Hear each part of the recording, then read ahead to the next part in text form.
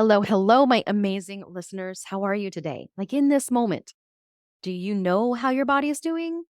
Have you noticed your body yet today? Or are you just avoiding your body awareness? Either way, check in. How you doing?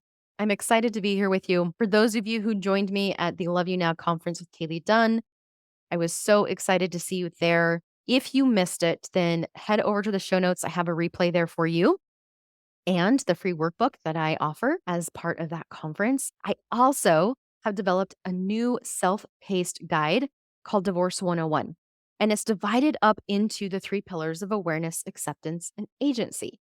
And it really is designed to meet you where you're at in your journey through divorce. So whether you are just joining because you're like, oh my gosh, I think I'm divorcing, or this whole thing just started and I have no freaking idea where to start, or you're in that space of really having a hard time accepting the reality of this, like, I freaking didn't choose this. So what the heck is actually happening? Or meeting those of you who are like, all right, I'm ready to move forward, but I don't even know what that next right step is. Head over to the link of Divorce 101. Check out each of those guides. All of them are useful. All of them come with a workbook to really help you do the work there. And I love that it's self-paced so that you can do it on your own time and not feel rushed. So check that out. But today, I want to talk about the stress cycle and how it is so important to learn how to practice completing that cycle. Did you know that it actually needs to be completed? Like there's a completion to stress. When you feel stress, there's a cycle that your body physiologically goes through and it needs to be completed. And I'm going to guess that many of you listening today like have not learned how to complete that cycle, don't know what it even feels like in your body to have it completed. So hang in there with me today because I think this is going to be super helpful. This is one of those episodes that could be like 2 hours easy for me to talk about because I love the science behind it. So I am going to do my absolute best today to break it down, simple, to the point, move it along, and really just leave you with some actionable tools to take with you and practice today. The stress cycle is a fundamental physiological process that every human being and animal, honestly, experience. Every mammal experiences the stress cycle in response to threats or life stressors in general. When there is a threat or a stressor, then there's a series of responses that the body has to help prepare the body to then deal with that particular threat or danger. So there is a big difference between a stress and a stressor. And I want to just go through the difference in those because it's going to help you understand what I'm talking about the rest of the episode. But stressors are what activate the stress response in the body. And most of the time, this is from something that activates your senses. So something you see, hear, smell, touch, taste, and anything that you can honestly even imagine that would cause you harm. So you have external stressors like a divorce, work, money, family, all of those things. And then you have internal stressors like self-criticism, self-judgment, negative body image, fear of the future. All of these different stressors, whether it's external or internal, are interpreted by your body as potential threats.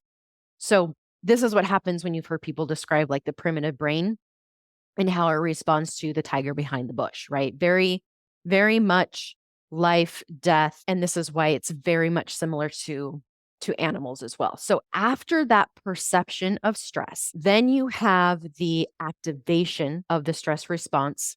So now your brain's hypothalamus triggers the release of stress hormones, adrenaline, and cortisol into your bloodstream, which then prepares your body to take action against that perceived threat. Isn't it amazing all that goes into your brain and your body to keep you alive from a potential threat?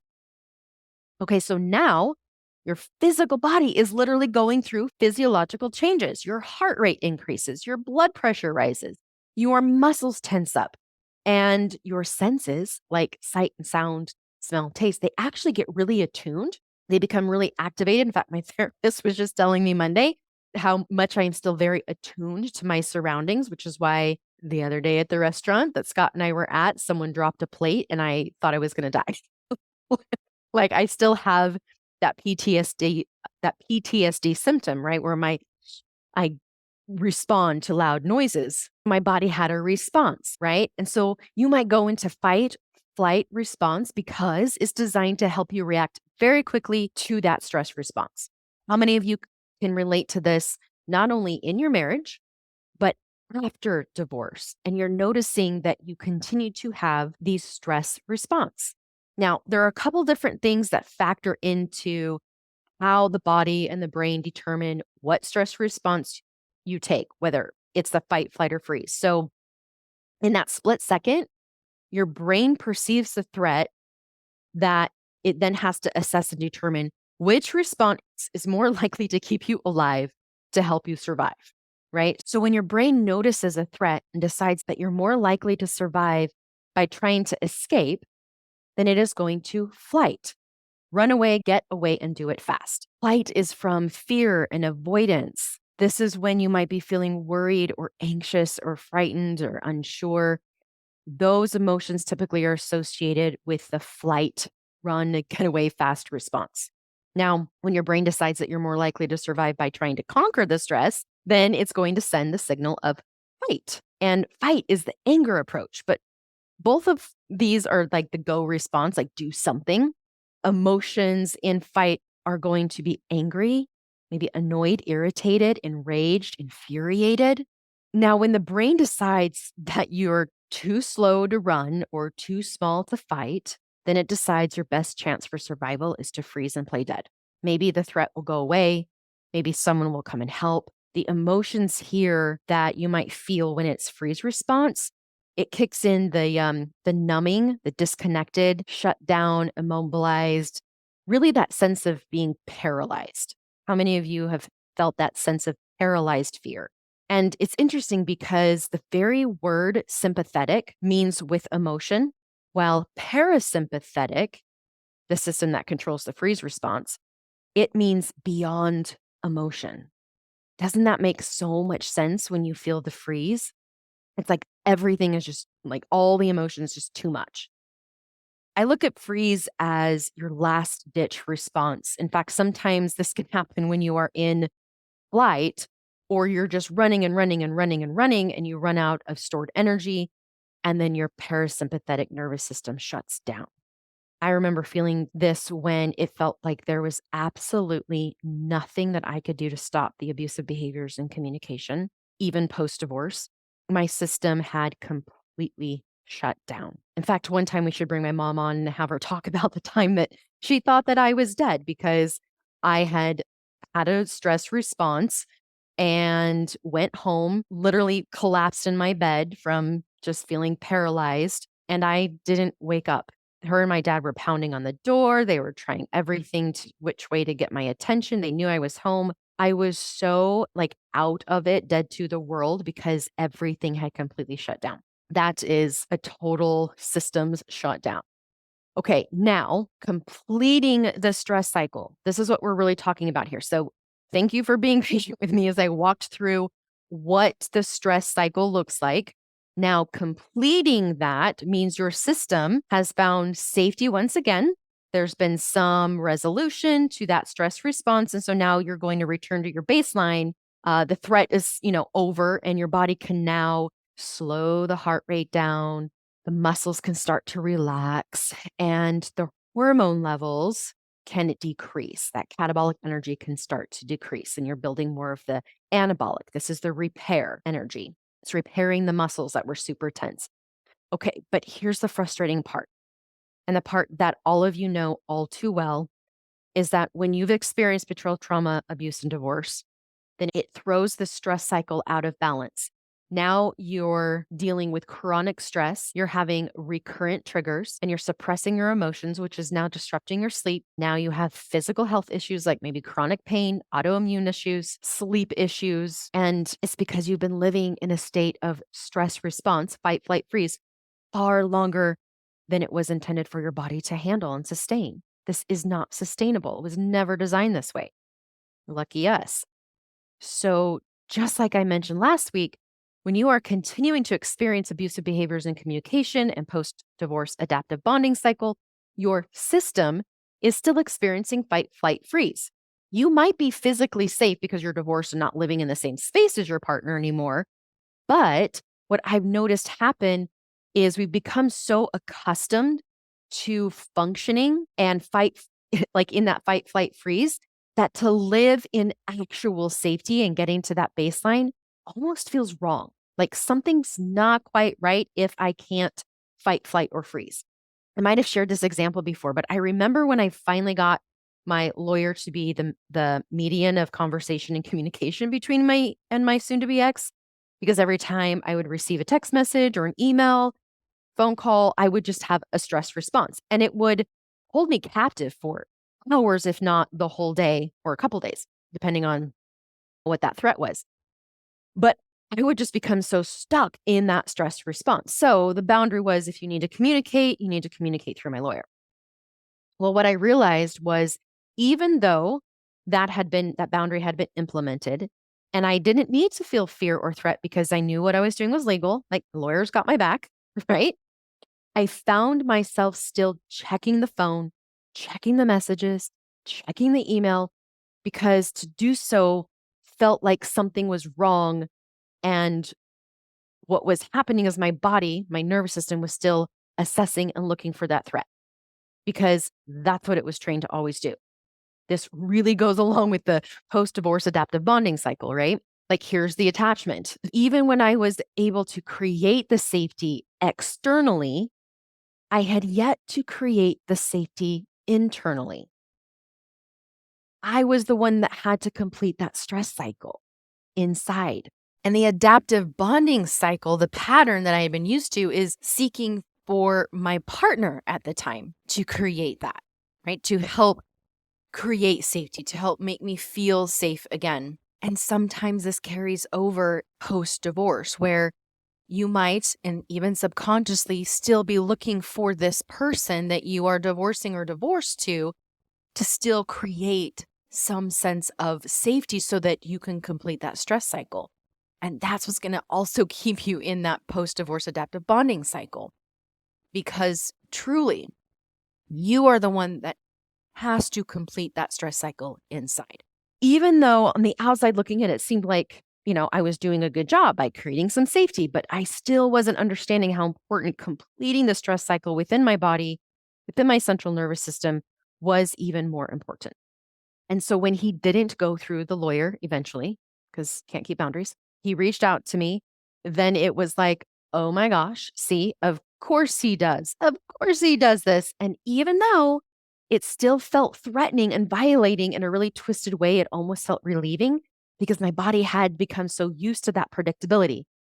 Like, him threatening was predictable. So how do you know when you've completed the stress cycle, and how do you do that? Okay, I'm going to get there.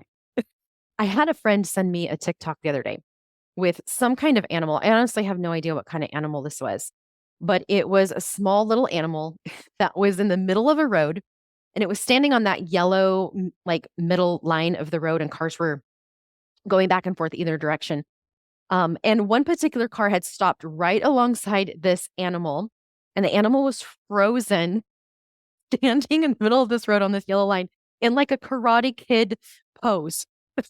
Like, it was almost unbelievable to watch this animal freeze in that position. I was dying laughing, but also it was so validating to the freeze response. It's a smaller animal, right? So running it might get hit by a car. Fighting, the objects are too big. So it froze, literally, in the funniest position that I've ever seen an animal freeze in. I mean, I thought it was like a cartoon. It just didn't seem real, but it was so, again, validating to what we do with primitive brains when there is a threat. And this animal froze. Now, it didn't show what ended up happening, but I imagine that at some point the animal broke its freeze position.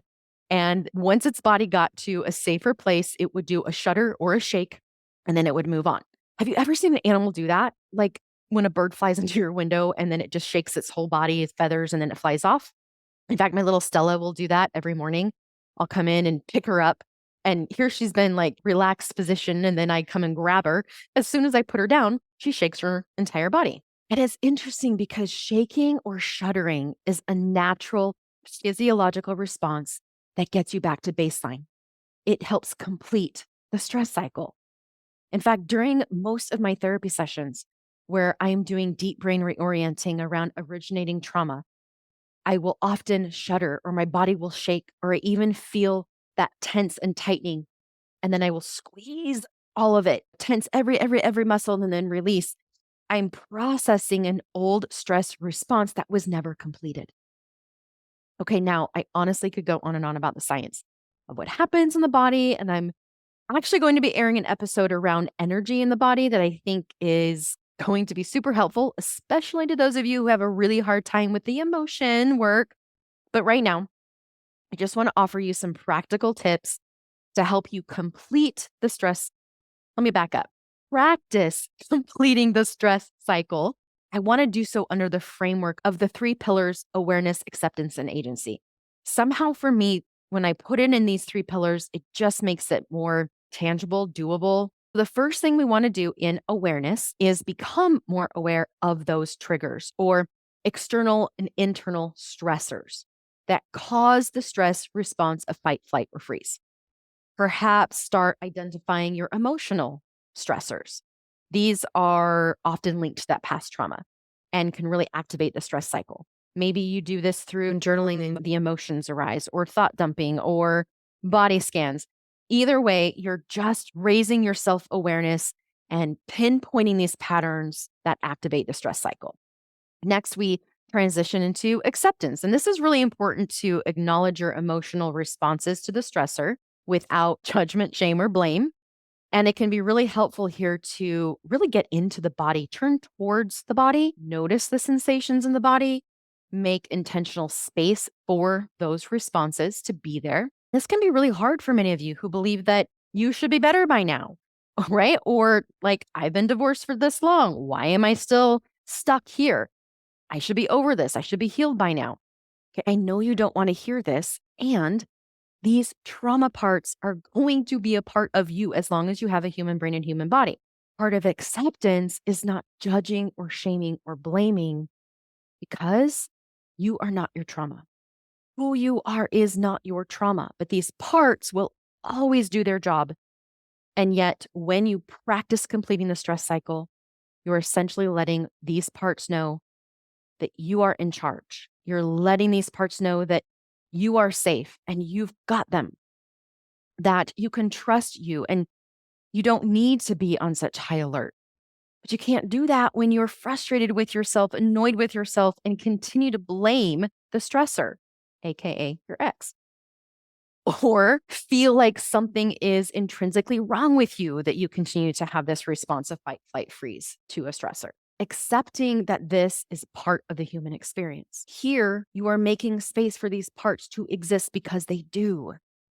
You're making space to get curious and hear why they feel the need to show up and warn you of the perceived threat, to make space to get curious about whether or not it is a perceived threat or a present threat to which, we're going to maybe do some boundaries or we do need to fight or flight. But that's the action part. Here, we're just going to intentionally make space. And it's necessary to do this in order to complete the cycle. Okay, now we're shifting into the last pillar of agency. And this is where using physical activity can also be a really powerful tool to complete the stress cycle. There's a lot of different activities where you can make space for that emotional release, like yoga, dancing, even just coloring, whether it's just free coloring or color by number.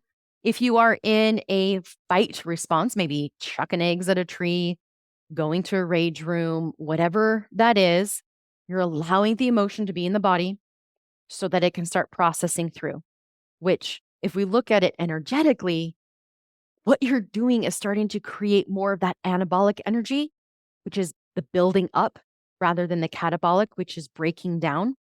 And this is all related to your metabolism.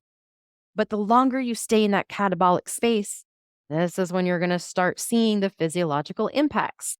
An old high school friend of mine is a yoga instructor, and she was doing an online class. And so I was in the privacy of my own house. And one of the practices she had us actually turn off our camera and listen to music that she was playing over Zoom. And the invitation was to allow our body to move very freely to the music and let the body lead rather than the brain.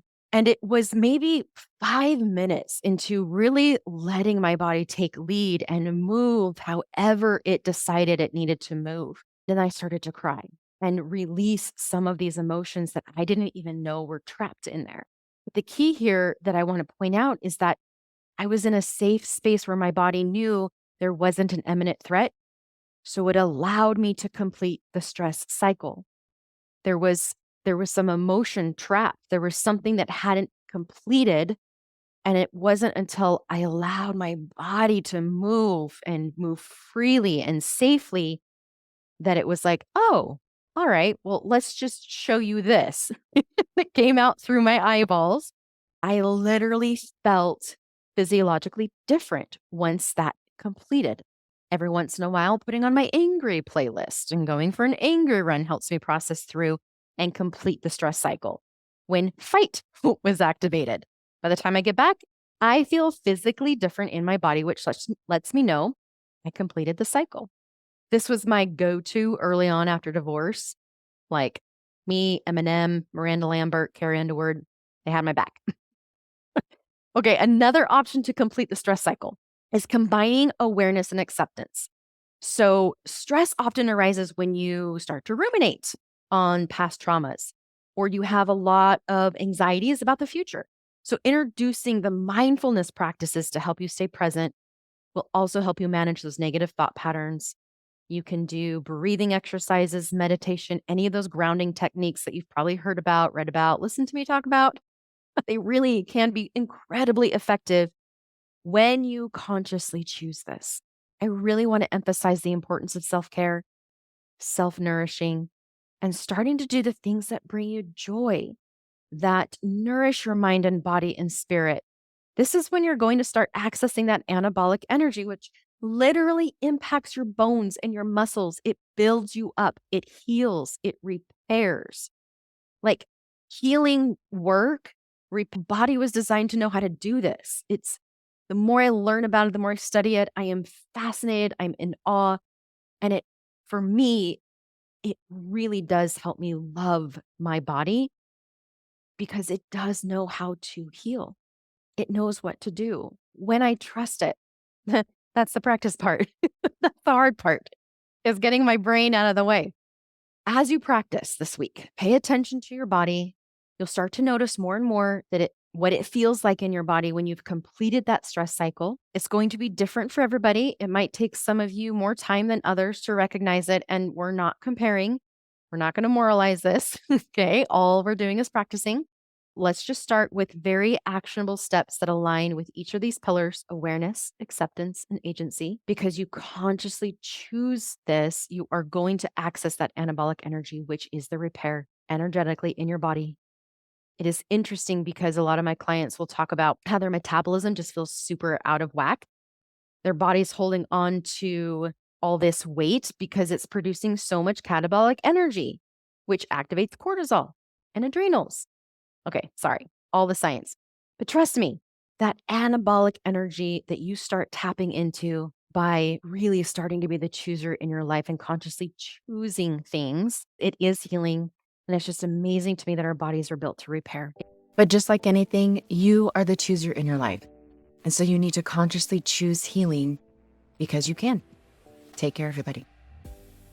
Okay, here's an external stressor for a lot of you: dating. Did your body just have a stress response? Okay, but wait, listen.